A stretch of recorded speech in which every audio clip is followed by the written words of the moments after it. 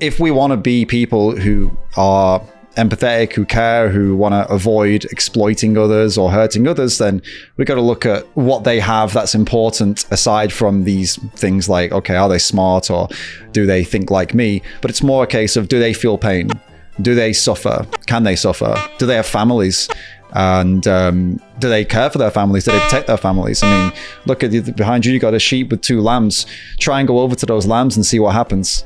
She's coming for you, and she doesn't care if you're smart or if you have a gun, if you have a knife, she'll come for you. These are the things that I would put and value at the top of any kind of list, and to prescribe how we should treat them. If everyone transitioned to veganism overnight, which obviously is a silly hypothetical because that's not going to happen, but if it did, then we've got a whole bunch of domestic animals whose populations are going to drop very dramatically overnight. It would be strange to release them into the wild again, because it wouldn't really work, because they've had domestication bred into them in many ways. And so one of my concerns would be, well, although you may conceptualize it as being cruel to keep these domestic animals, at least they can have a life rather than, disappearing. And the sort of situation I would like to see would be one whereby they get to live a good life, out in a field somewhere. Human beings actually have the ability to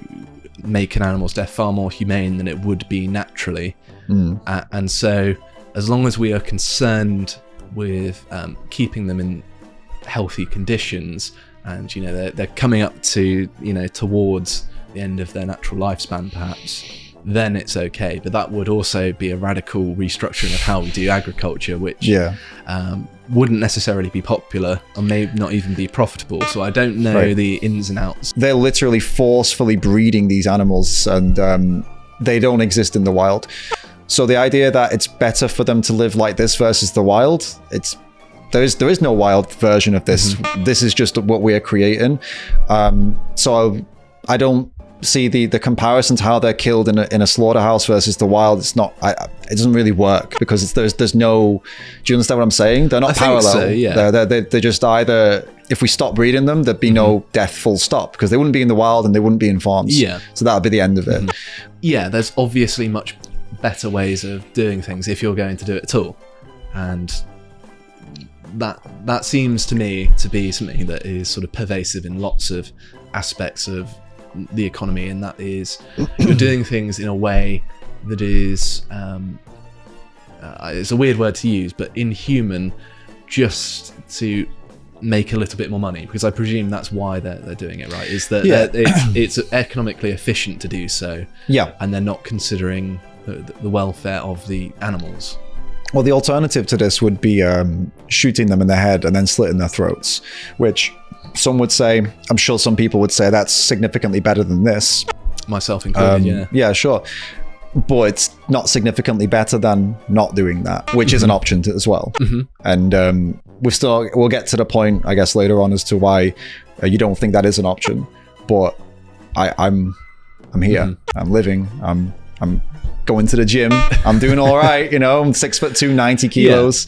I'm feeling pretty good, and I've been doing this I was born vegetarian and vegan for 14 years, and there are plenty of us out here. So I mean, I suppose I may as well talk about where I draw the line, and how I perceive the question in the first place, just to kind of set you up for what I have in mind. Okay. So things like foie gras, veal, and lamb, I avoid those things, to be consistent with my principles, though that seems cruel to my mind, needlessly so.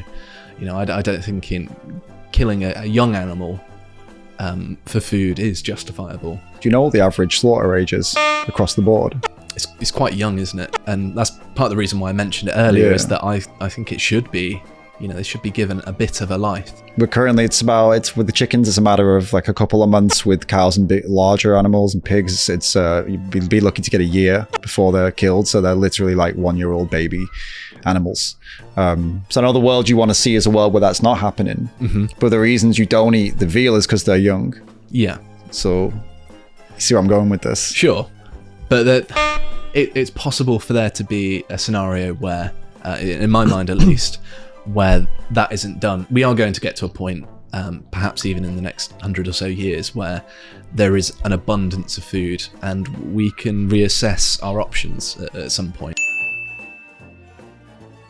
But the problems get to sort of mammals, really. That's where I see the grey area as lying, in my mind at least, because mammals have a greater level of intelligence than a lot of other animals. And so, say, pigs have a similar comparable intelligence to dogs. And so, generally speaking, I generally avoid eating pork for that reason. You know, sometimes, you know, you're in a scenario as a meat eater where it's unavoidable, like you're going around, you know, a family member's house. Wait, which give me one scenario where it's completely unavoidable. Apart from in a jungle where there's only a pig, you eat the pig or you die. Well, I mean unavoidable as in, you know, I avoid it as a general rule that I'm not always 100% on, right? You know, I'm just busting your balls. That's all I can say. It's just but say I go to like a family member's house and they've cooked something up that contains pork. I'm not going to say, I'm not too sure about that. I mean, if you we're serious have the courage of your convictions, you would definitely say that, because they're, you know, after seeing this, I would hope you would say, hell no. The reason I am an activist to try and stop all of this is because, trust me when I say, the plant-based industry is not changing. The crop industry is not changing before the animal industry changes. There's no way in hell you're going to get the public to rally behind changing the laws on how farmers farm crops and, you know, don't use the pesticide, don't kill the animals, don't do this, don't do that, while we still literally breed them to kill them. You think you're going to get people to care about mice in a field when they don't care about pigs, cows, and chickens literally bred in the billions? It's not going to happen. I don't agree with sport hunting. I think that's, you know, it's got to be for a purpose, which is eating, in my mind. Otherwise, it is needless cruelty. And I would say it's needless cruelty regardless, because they don't need to eat it. But same with protein. There was always this thing for a while that, okay, plant-based protein is not as available or it's not as complete. But then when you look at the outcomes of muscle growth, it's the same between animal-based protein and plant-based protein. So again, how we get there is less important than what happens, right? And what happens is there's no difference with this eating. So I think, but I'll get to the point. The conclusion is basically, regardless of these things you pointed out with meat and bioavailability, the outcomes are that vegans are as healthy, if not healthier, than the counterparts, or can be at least. From my reading of the literature and my limited understanding of it, it's possible, but it's more difficult from what I read, at least. Maybe I read different research papers, right? There's lots of them out there. And so it depends on it depends on what you define as difficult, right? I mean, is it difficult to switch things around, the things you've been doing for 20 years, and change them? All right, yeah, some level of, if you just started working somewhere new now, that would be difficult, right? Of course. But if it was beneficial to you, if it was beneficial to the world, you'd do it regardless of it being difficult. This is nothing different. This is no different to that. So yeah, it's going to be a change of pace. It's going to be learning new things, but it's not that, in the UK especially, it's not like it's much less convenient than before. And even if it were, is it not worth it? After the things we've talked about today, after the things we showed on the screen, is it not worth it?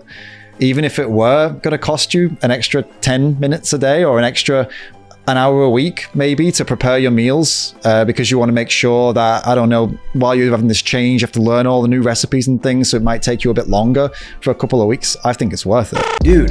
Fuck off, I don't want anything to do with you. Don't ever speak to me again. You're a fucking piece of shit. Even vegans don't get your weird, stupid wannabe sense of irony here. Who is your audience?